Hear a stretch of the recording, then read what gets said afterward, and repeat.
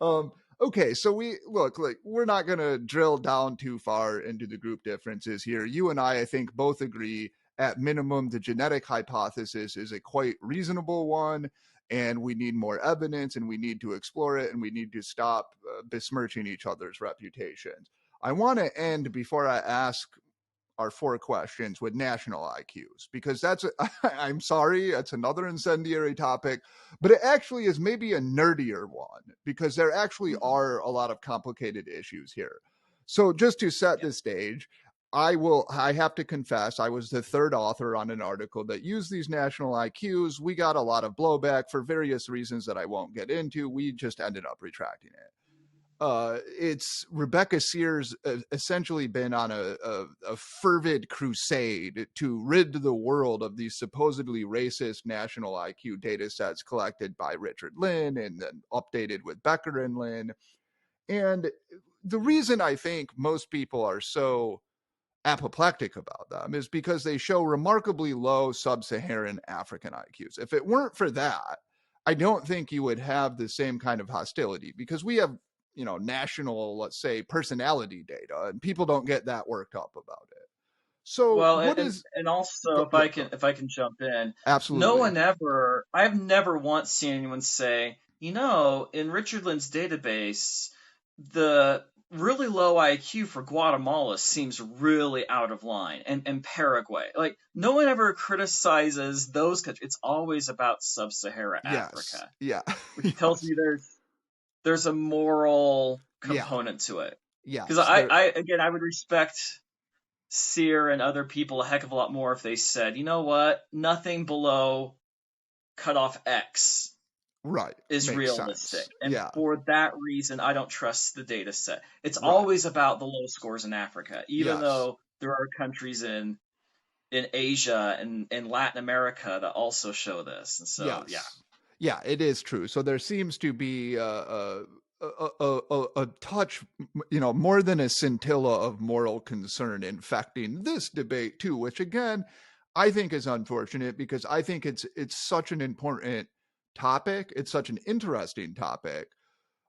You wrote an article on this, and then you recently wrote a blog on this, which I want to get to, and maybe challenge you on, maybe not. But like I think your article, again, it was what I really appreciate about your work. It was incredibly judicious. It didn't have an axe to grind. It wasn't like these people are moral crazies, we should just flip them the bird. But it was also like we shouldn't throw all these data out.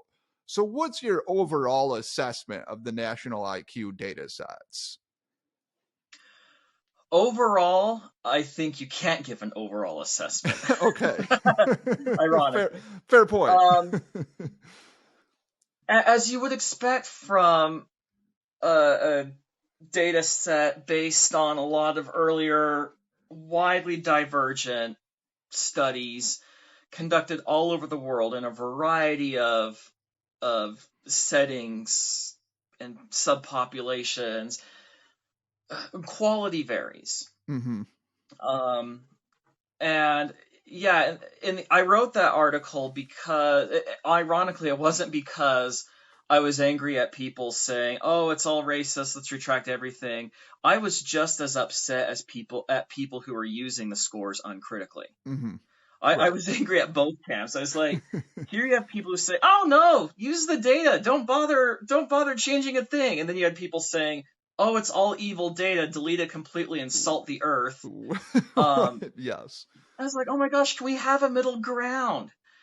And so, I did a deep dive into the methodology, and um, probably Becker's the only person who knows the methodology better than me, because I Mm-hmm. spent months going over the Yes. documentation and checking their work.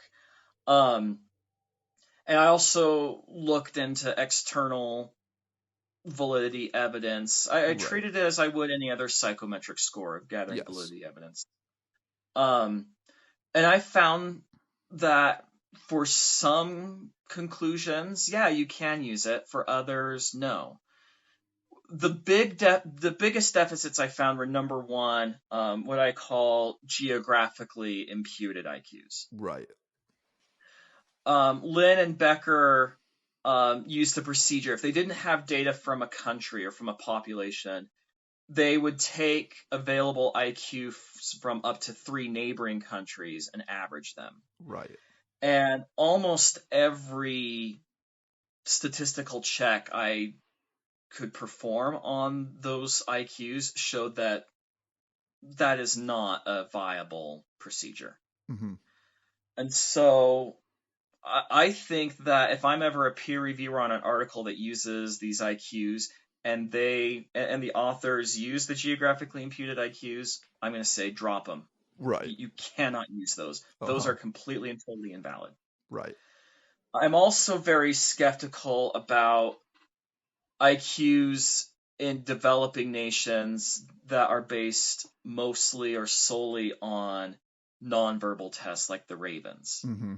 We've known for years that these tests don't quite function the same way for Western populations that are educated compared to much less educated populations.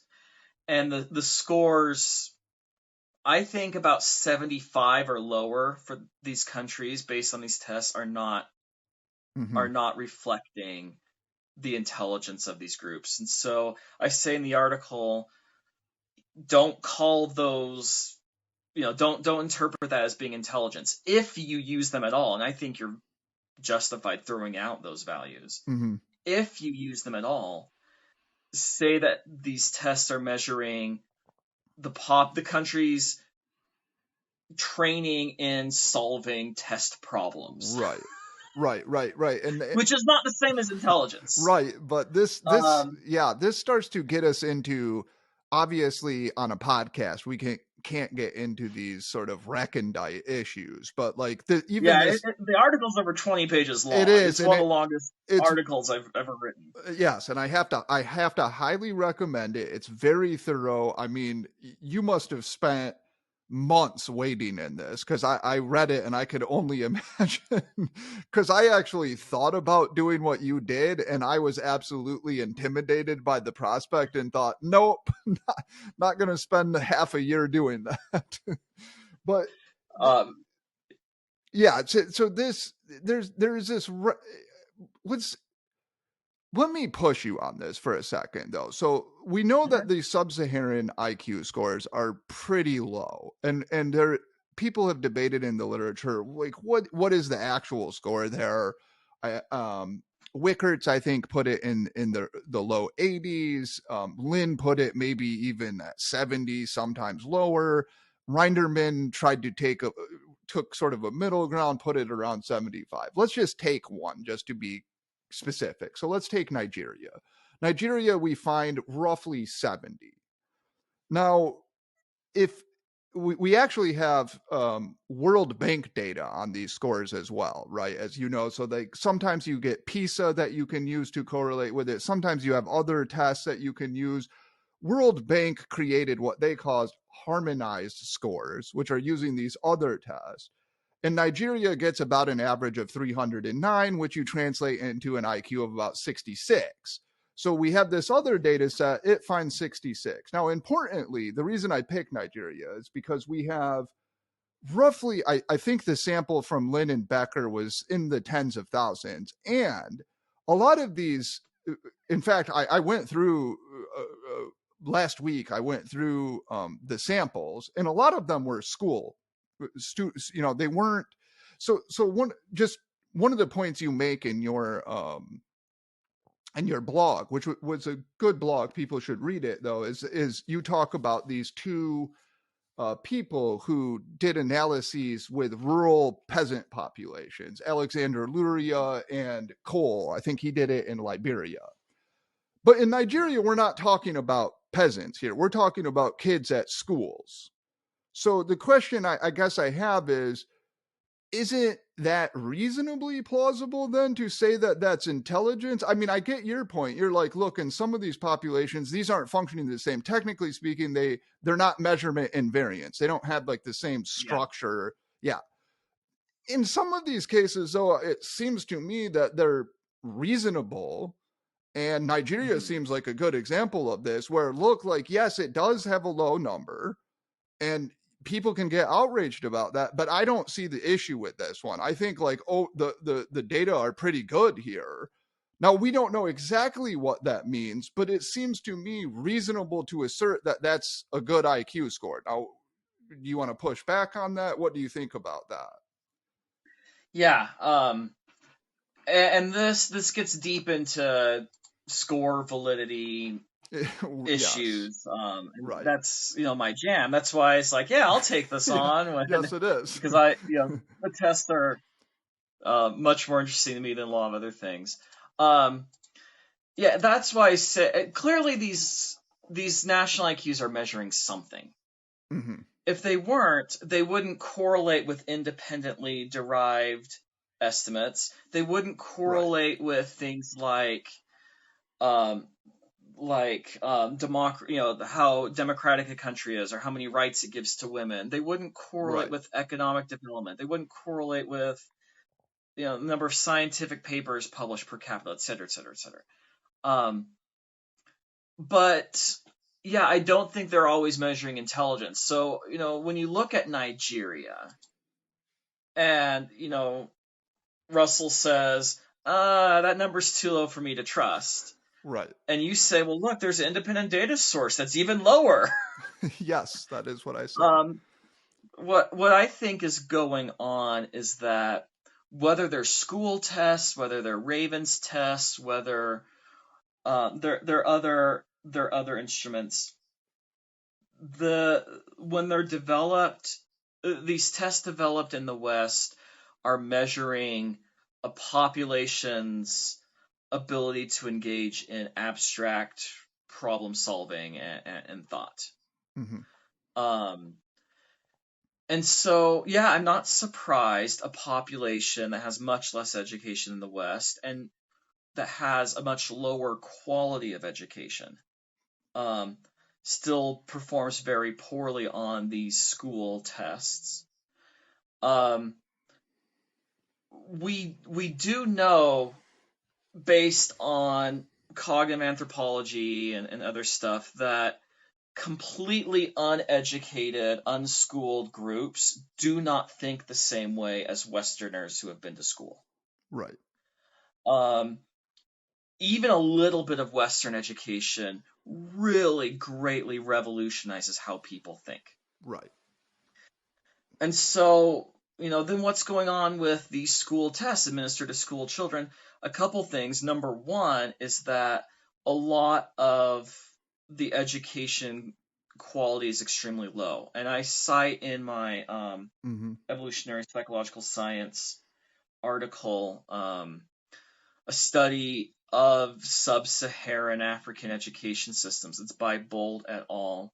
Hmm. Um, where often the teachers aren't even in the classrooms. And in a lot of these countries, the teachers struggle to even do algebra. And Hmm. so, the quality of the education is much low. 1 year of American education probably is worth 2 to 4 years of sub-Saharan African education.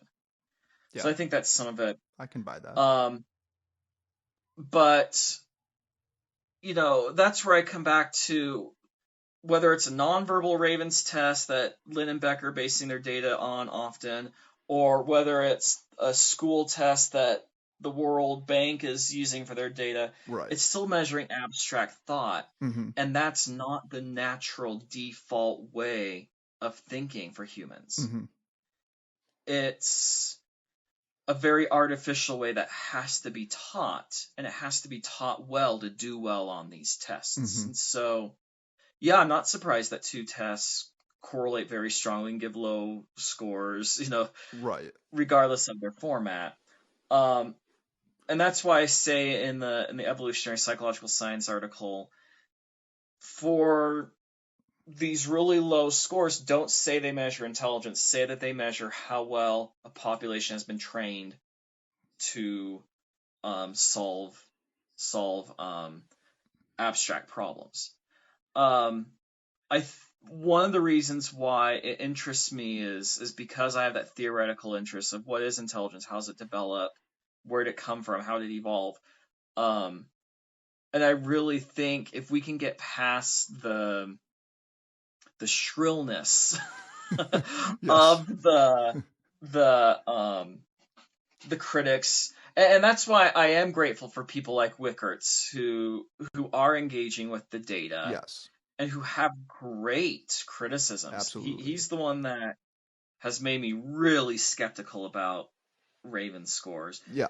I think if we can get past the general disgust about the topic, Hmm. then we can start learning a lot about human psychology. I think we need better tests for the developing world. Hmm. Um, and in some respects, for Westerners, they're going to be easier tests, but I think we need better tests for the developing world. And I think we then need to gather data and do, for example, longitudinal Flynn effect study. What happens to the population in their problem solving ability before and after a school is built in that rural village? Hmm. Or can we do what we see in the Liberian and the Central Asian studies I blogged about? Um, can we find similar subpopulations, similar groups who have differing levels of westernization, exposure to Western culture and education, and find out how they differ in their thinking and move beyond just a global IQ that may or may not measure intelligence and really dive in and say, okay, you know what? Here's what happens in the early stages of a Flynn effect. Here's what happens when one thing changes over 20 years when a school's built.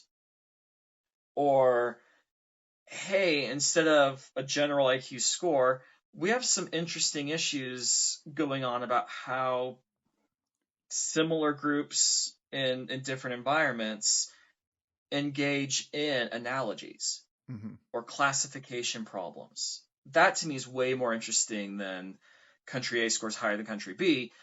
But we need to understand country A and country B scores to then understand why this is and improve the methodology. So I feel like I'm rambling. No, no, no, no. That's excellent, and it's so that no, I totally agree with you. By the way, which the point that I would make, however, is that the reason we can't do this, which I agree with you, I'm utterly fascinated by thinking about what is the Flynn effect? What does it mean about intelligence? Can you have an improvement in one domain and not in the other? And what does that mean? Is there anything to the nutrition hypothesis, et cetera, et cetera? But so Mhm. long as we have what you called shrill, and I think it's the right word, this cacophony of outrage when we hear a low score, we can't do that. And like I importantly, I think, just to point out to critics of this, and like, look, you might be right that you should call it something else, but the predictive validity of a lot of these scores is very high. So I can use these scores and I can tell you things that you didn't already know if you didn't have those scores. And Yeah. to me, the fact that you I, went, I would I would say if you're going to talk about sub-Saharan Africa, the predictive validity tends to be very high at the group level, yeah, at the group at the level. national, Yeah. the state, the community level. They don't always have strong predictive validity for individual Hmm. outcomes. Yeah. So I will put in that caveat. Okay, very fair statement. So at the group level, at the nation level, et cetera, and I really find it antithetical to the spirit of science for people to call for the retraction of articles with these data sets, or to say that we should not even be able to use these. When Lynn and Becker did exactly what you should do, they made it public. These are completely public. And yes, some of the data are somewhat slipshod, but that it's public. You can look at those and say, okay, Mm-hmm. look, they have, this is a sample of 22 people from some rural village. And this is what you should do in science. And so Yeah. while I agree with you that it would be nice to get into these more, in some ways difficult but more fun questions about, what does it mean to say it's measuring intelligence, what's intelligence in a group that hasn't started to think abstractly, we can't do that until we stop this crusade against this, and Yep. yeah, that's what irritates me. So Yep. let me wrap that. The ironic thing is that Sear and a lot of these other critics, if they would read my article with an open mind, they would actually find that they agree with a lot of it. Yes, Like, they would. like, and ironically, I really think that my article is going to be used as ammunition in the future for people who use the data set uncritically. But you know what? Right. If people, could get past the moral argument. Yes. I think that when you look at a database, as a database argument, like I said, and the best example is the imputed IQs. Yeah. I mean, I'm sorry, I cannot justify the use of those at all whatsoever. Dang it. Someone tries to use those in the future, they're not going to like my article. Right. And I know people who don't answer... agree with you. I know people who think you should use the imputed, and people Yeah. get into, and you know what? Like, to me, I would rather have that debate. I would rather have this debate with you. Should we use the imputed? What does the low IQ mean? Than this debate. You are a racist if you use them. That's the debate that I detest. And I think you're right. I'm actually, especially your blog, coincidentally, I'm sort of like, man, he's a little bit too in that direction for me. I disagree a little bit on the other side. Look, it's a debate, of course, and I could be wrong. Yeah.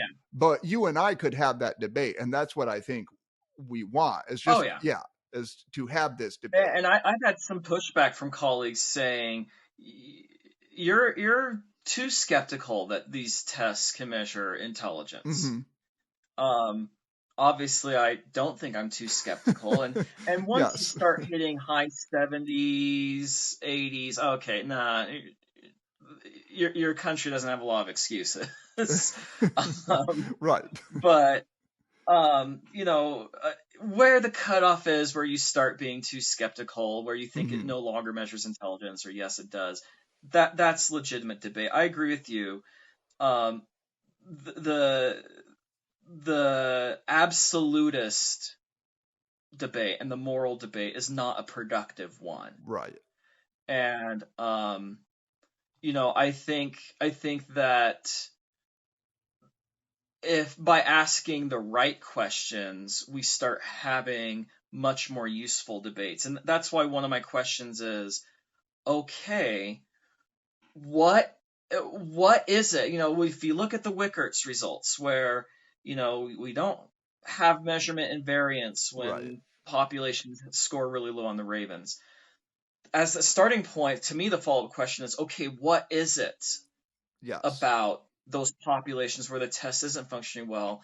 And that's why I've been reading up a lot on this cross-cultural testing, and I've hit on education really revolutionizes how people think. And if you consider intelligence as being the phenotype, the sum of everyone's experiences, including education, then you don't find my argument very convincing. You say, well, come on. Low education can mean low intelligence. Grow some balls and say something controversial, Russell. Or if you see it as, no, there is an important qualitative difference. Right.